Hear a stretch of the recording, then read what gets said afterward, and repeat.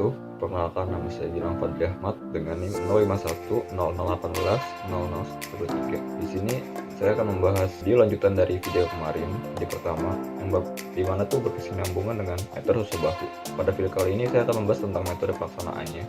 Mari kita mulai.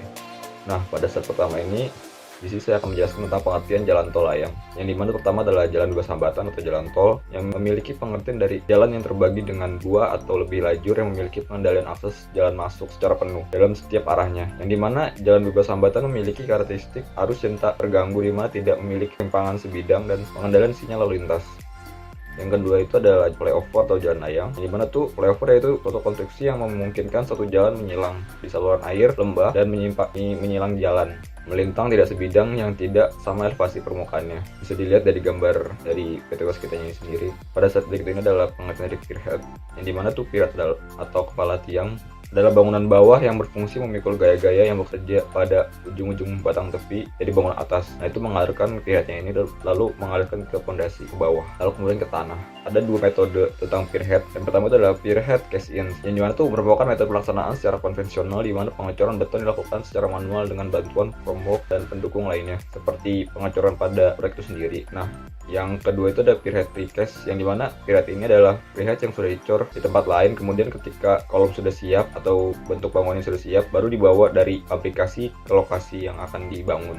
Nah, berikut ini adalah spesifikasi alatnya, yang dimana tuh spesifikasi alatnya sama saja dengan metode-metode pierhead pada lainnya, hanya membedakan saja tuh pada metode susu bahu di bagian tengah-tengah pilar dan pierhead itu tuh ada kayak piringan susu bahu yang akan memutar lengan bahu jalannya itu. Nah, ini tuh spesifikasinya seperti truk. Yang truk itu merupakan kendaraan yang digunakan mengangkut tulangan alat-alat existing serta mengangkat scaffolding tempat fabrikasi ke lokasi proyek. Yang kedua itu adalah bar bender, alat yang digunakan untuk membengkokkan besi tulangan dengan sudut yang direncanakan. Yang kemudian itu ada bar cutter. Bar cutter adalah alat yang digunakan untuk memotong besi atau tulangan baja sesuai dengan yang direncanakan juga. Yang berikutnya ada tandem roll, alat yang digunakan untuk memadatkan timbunan tanah sehingga tanah dapat menjadi padat. Yang berikutnya adalah mobile crane, di mana tuh alat yang mengangkat dan memindahkan barang-barang berat dalam arah vertikal maupun horizontal ke lokasi pekerjaan. Yang berikutnya itu ada concrete pump, merupakan alat bantu dalam proses pengecoran jika lokasi pengecoran tidak dapat dijangkau dengan oleh mixer. Nah, berikutnya itu ada truck mixer. Truck mixer itu adalah jenis truk khusus yang dilengkapi oleh drum mixer tank yang berfungsi sebagai pengangkutan beton siap pakai dari batching plant. Yang berikutnya itu adalah concrete vibrator, yang dimana berfungsi sebagai menggetarkan beton pada saat pengecoran agar beton dapat mengisi seluruh ruangan dan tidak terdapat rongga-rongga udara di antara beton yang dapat mengakibatkan beton keropos. Yang berikutnya itu adalah scaffolding. Scaffolding ini adalah besi perencana, yang dimana tuh ini struktur sementara untuk menyanggah bangunan-bangunan yang di atasnya. Yang berikutnya ini adalah theodolit dan waterpass. Ya, seperti kita tahu, alat ini sangat penting untuk mengukur titik as bangunan, menentukan sudut dan menentukan areal sesuai dengan perencanaannya. Nah, yang berikut ini adalah hydraulic pump. Hydraulic pump adalah yang mengubah energi gerak dari engine menjadi energi, dan masih ada banyak alat lainnya. Berikut ini adalah metode pelaksanaan dibagi dari beberapa bagian sebagai berikut. Yang pertama itu seperti pekerjaan pembuatan pile cap, terus yang kedua itu pekerjaan pemasangan shoring atau scaffolding tadi, backcasting pierhead bawah atau base form. Yang ketiga itu adalah pekerjaan pemasangan susu bahu yang saya bilang tadi seperti piringan. Yang keempat itu pengerjaan pemasangan dilatasi. Yang kelima itu pekerjaan pemasangan pembesian, U-dutch, strand, serta backcasting samping pengecoran pierhead. Yang keenam itu adalah proses curing. Yang ketujuh ada bongkar shoring atau scaffolding tadi serta dilatasinya. Yang delapan itu yang terakhir pemutaran pierhead dan grouting dilatasi. Nah, ini pengerjaan pertama, yang itu pekerjaan pembuatan pile cap, yang dimana tuh pada pertama itu dilakukannya pembuatan pile cap dengan menggunakan theodolit dan waterpass berdasarkan shape drawing yang dilakukan dengan pemasangan patok as pile capnya. Nah, kemudian tuh dibor menggunakan alat memasuk, dan kemudian itu dibor menggunakan alat itu bor pile tadi menggunakan alat khusus, dan setelah dibor itu barulah dimasukkan tulangan yang akan dicor kemudian. Tahap berikutnya itu setelah bor pile itu sudah kering, sudah dicor juga. Nah, pada tahap berikutnya itu adalah pembongkaran cut pile, yang dilakukan hanya pada bagian atas saja, sehingga menyisakan besi tulangan yang akan dihubungkan sebagai penghubung. Nah, habis sesudah bagian atas bor pile itu atau tiang pile tadi, setelah melakukan pembongkaran tadi adalah pemasangan rangkaian tulangan yang dipasang untuk pile cap seperti D19, D25, dan D32. Setelah sudah dipasang tulangan pile capnya, lalu pasang casting sebagai pengikat fondasi dengan pile cap yang berfungsi sebagai penghubung untuk menuju kolom atau pilarnya sendiri. Nah, sebelum pengecoran dilakukan, biasanya dilakukan pembersihan dari debu atau kotoran seperti tanah, sisa kawat maupun plastik pada area proyek. Kemudian setelah dilakukan pembersihan, lalu bisa dilakukan pengecoran. Nah, yang kedua ini adalah pekerjaan pemasangan shoring atau scaffolding tadi dan backisting pier head bawah atau base form. Yang dimana tuh sistem penyangga head shoring ini adalah bangunan peralatan yang dibuat untuk sementara digunakan sebagai penyangga konstruksi pier head, termasuk tenaga kerja, bahan-bahan alat setiap pekerjaan konstruksi pier head. Sebelum melakukan instalasi shoring, dilakukan pekerjaan pemadatan tanah juga atau pengetesan CBR pada tanah. Kemudian dilakukan pekerjaan ring konkrit. Ini tuh bertujuan sebagai lantai kerja atau pijakan shoring yang akan dibangun sebagai tumpuan beton sleeper. Nah, ini sudah memasuki pekerjaan pemasangan tusuk bahu. Setelah kolom sudah mencapai umur yang sesuai, pada bagian atas pilar itu terdapat 4 buah mur di atasnya yang bisa dilepas untuk selanjutnya dilakukan pembongkaran dan pengangkatan template tusuk bahu di atas kolom itu sendiri atau pilarnya. Yang step pertama itu dilakukannya pembersihan pada bagian atasnya yang sudah dicetak dengan template dan melakukan chipping seperlunya untuk tepat meletakkan tusuk bahu. Yang berikutnya itu adalah memastikan ketinggian bagian atas angkur oleh tim surveyor. Yang ketiga itu memastikan jarak dari ring angkur ke bagian atas angkur dengan jarak 10 cm. Nah, berikutnya itu adalah meletakkan tusuk bahu yang tadi saya bilang seperti piringan itu, jadi ditaruh di atas kolom atau pilarnya itu. Nah, setelah ditaruh, kemudian tahap berikutnya itu adalah memastikan titik tengah dan meletakkan tusuk bahunya. Step berikutnya itu adalah grouting untuk mengisi celah di sekeliling tusuk bahu. Kemudian dilakukan grouting lagi untuk mengisi celah di bagian bawah tusuk bahu melalui selang yang berada di pinggir tusuk bahu. Dan apabila celah sudah terisi penuh, maka material grouting akan keluar dari serang. Kemudian selang diikat. Setelah pemasangan tusuk bahu tadi, step berikutnya itu adalah pemasangan dilatasi. Dilatasi itu adalah jarak antara pier dan pier head untuk mengoperasikan pemutaran tusuk bahu dengan tebal jarak 25 mm.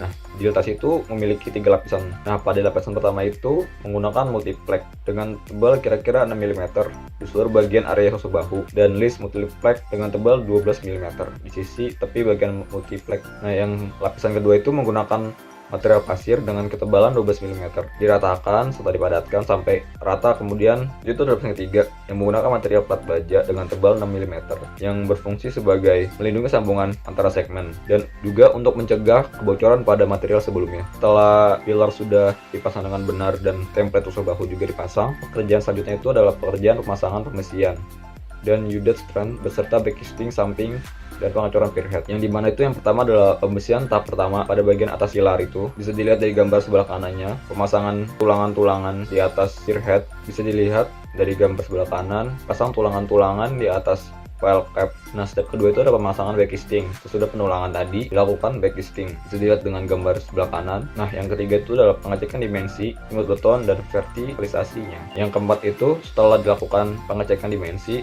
dan sumbu betonnya itu sendiri, barulah pengecoran tahap 1 dimulai. Setelah pengecoran tahap 1 sudah selesai, ditunggu sampai umur beton sudah siap dilanjutkan dengan step berikutnya. Yang dimana tuh step berikutnya adalah pembersihan tahap kedua. Pada bagian atas pier head tadi tuh ada tulangan. Nah, yang berikutnya lagi tuh pemasangan backisting tahap 2. Bisa dilihat di gambar sebelah kanan, di atas pier head itu kayak ada tulangan, habis itu kita backisting. Tahap berikutnya lagi tuh pengecekan dimensi lagi, imut beton dan vertikalisasinya.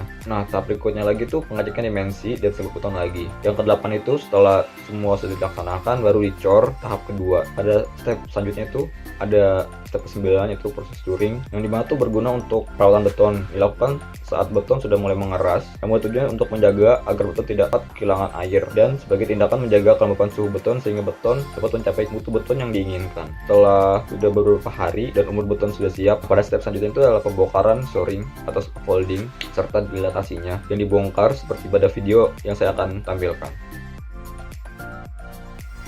Ya, pada video kali ini kita bisa lihat pekerjaan pembahasan dilatasinya yang dimana menggunakan alat hidrolik pump. Di sini alat dimasukkan ke dalam sela-sela bagian pier head untuk membersihkan bagian-bagiannya.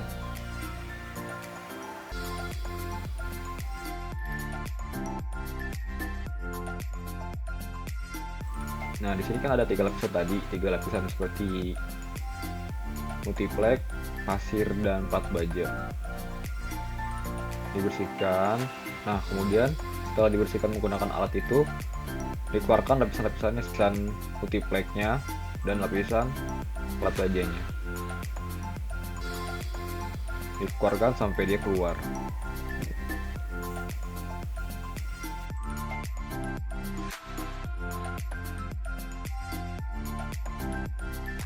setelah pembongkaran tadi, dilakukan step selanjutnya adalah pemutaran pierhead dan coating ketasinya yang menggunakan alat. Jadi bahu jalan itu ditarik dari jajar dengan jalan, ditarik dengan mesin sampai berbentuk tegak lurus dengan jalan tadi di bawahnya. Saya di sini memberikan sedikit ringkasan video tentang metode pelaksanaan susu bahu pada video berikut ini. Nah, ini berikut ini adalah animasi tentang metode susu bahu. Yang pertama itu ya, pengeboran fondasi menggunakan alat bore file. Kita lihat di bore tanahnya dengan kedalaman yang sesuai desain. Terus kemudian masukkan tulangan.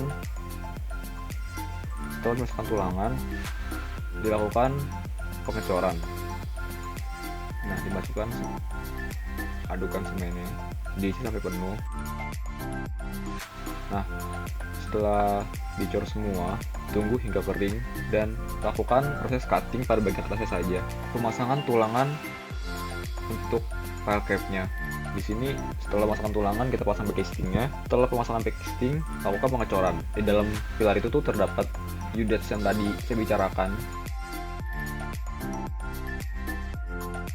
Dipasang tulangan file capnya untuk pilarnya. Nah, setelah ditaruh U-Dats-nya, kita cor bagian pilarnya, dicor. Nah, dilepas casingnya. Nah, terus setelah itu lakukan seperti hal yang tadi. Seperti pemasangan scaffolding untuk penahan struktur atas. Nah, kemudian pasang template susu bahu. Kemudian lakukan di tulangan atasnya. Terus habis di tulangan atas dicor.